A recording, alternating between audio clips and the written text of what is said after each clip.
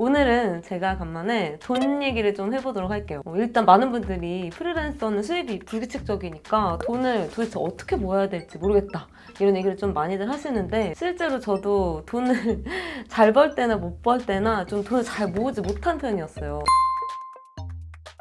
프리랜서가 돈을 잘 못 모으는 이유가 수입이 불규칙적이어서 그런 게 절대 아니라 우리가 보상 심리가 엄청 커서 그래요. 제가 이제 갑자기 월 수입이 막 500, 1000씩 됐는데도 불구하고 돈이 안 모였어. 왜 그런가 보니까 제가 이전에 너무 가난하고 비루했던 그 시절에 돈을 못 썼던 게 너무너무 스트레스가 쌓였던 거죠. 그러다 보니까 지출이 너무 커진 거예요. 맨날 백화점 가서 옷 사고, 그리고 이제 저는 나중에 마트에 가서 디지털 노마드 프로젝트라고 제가 원하는 도시에 한 달 동안 사는 그런 프로젝트 했는데, 그러면서 막 1000만 원, 2천만 원씩 써지켰어요. 그러니까 이제 돈을 벌어도 잔고가 없더라고요. 저만 그런 게 아니라 주변에서도 처음에 돈을 못 벌다가 나중에 돈 맛을 본 친구들이 돈 관리를 잘 못해가지고 돈을 못 모으는 경우가 많았어요. 돈을 적게 벌고 많이 벌고의 차이가 아니라 돈 관리를 무조건 해야 된다. 그럼 어떻게 해야 되냐?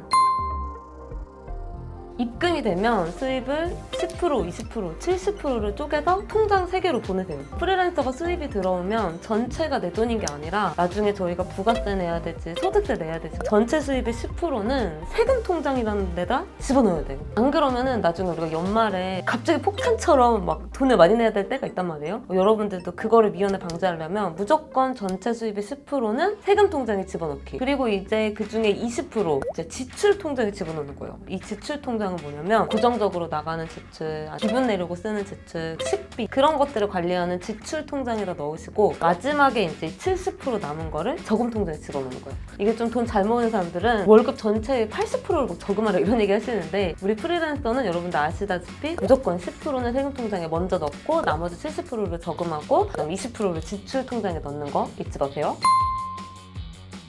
소비 통장은 3개로 잘라야 돼요. 고정지출, 미용지출, 비상지출. 고정지출은 뭐냐면 월세, 핸드폰 요금, 건강보험료. 그 다음에 미용지출은 뭐냐면 여자라면 자기를 위해서 좀 꾸며야 기분이 좋아요. 그죠? 근데 저는 이제 꾸미는데 너무 과소비를 많이 해가지고 돈이 많이 들어올 때 다 써질까서 돈이 없었는데, 나중에 이제 돈이 없을 때는 그 돈들이 그리워지더라고요. 그래서 지금은 어떻게 하냐면 미용지출 통장에다가 한 달에 15만 원을 2개의 통장에서 집어넣어요. 10만 원은 옷 비용, 그다음에 5만 원은 머리나 네일아트 비용, 이렇게 쪼개서 집어넣는데, 안 그러면 스트레스 받는데 쓸 돈이 없다 그러면 어떻게든 제가 미래에서 끌어다 쓰게 되더라고요. 그리고 비상지출은 뭐냐면 경조사나 아플 때 애를 대비해서 비상 통장에도 또 이제 돈을 집어넣는 거죠.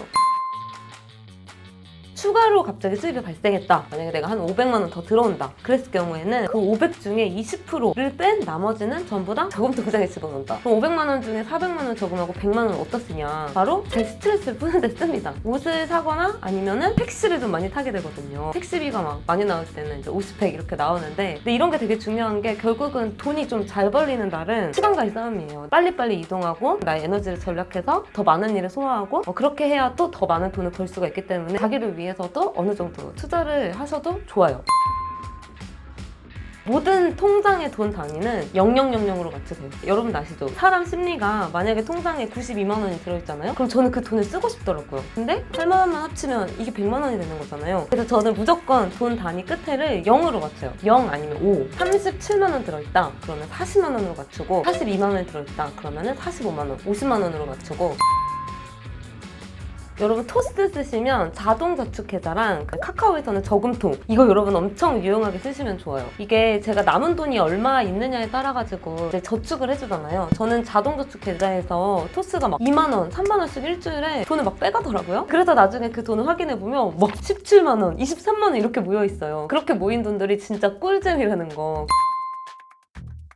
자동화 수입은 무조건 재테크로 보내는 거예요. 얼마 전부터 이제 주식을 시작을 했는데 너무 운이 좋게 수익률이 23%가 나온 거예요. 이전에는 이제 돈이 들어오면 그걸로 또 소고기 사 먹고 막 이랬는데, 자동화 수입으로 쬐끔쬐끔 들어온 돈들 있잖아요. 다 합쳐가지고 전부 다 주식 통장으로 집어넣어서 저는 딱 3개만 사요. 삼성이랑 카카오랑 네이버. 근데 제가 예전에 이런 거 본 적 있어요. 어떤 사람이 주식 모의 투자에 나갔는데 5등을 했는데, 그 사람이 왜 5등을 했냐면 삼성전자 주식 사서 가만히 있었더니 5등이 됐다고 하더라고요. 어쨌든 저는 주식을 잘 모르고 깊이 할 생각은 아니기 때문에 안전주들만 좀 사는 편이에요. 진짜 잘 모을 때는 1년에 한 5천만 원 가까이도 돈을 모으게 됐는데 이렇게 가장 큰 돈을 모으게 된 배경은 뭐였냐면 집을 사버렸기 때문인데 이 대출금이라는 게 생겨버리니까 꾸준히 돈을 모아야 되겠다는 생각을 하게 되더라고요. 여러분들도 혹시 내가 돈을 잘 모으지 못한다면 동기부여가 정확하지 않아서 그런 걸 수도 있으니까 아예 목표를 하나 만드세요. 그렇게 되면은 여러분들이 돈을 더 분명하게 모으실 수 있어요. 돈이 안 모이면 돈을 모을 수밖에 없는 환경에 나를 집어 넣어라. 오늘의 팁이었습니다.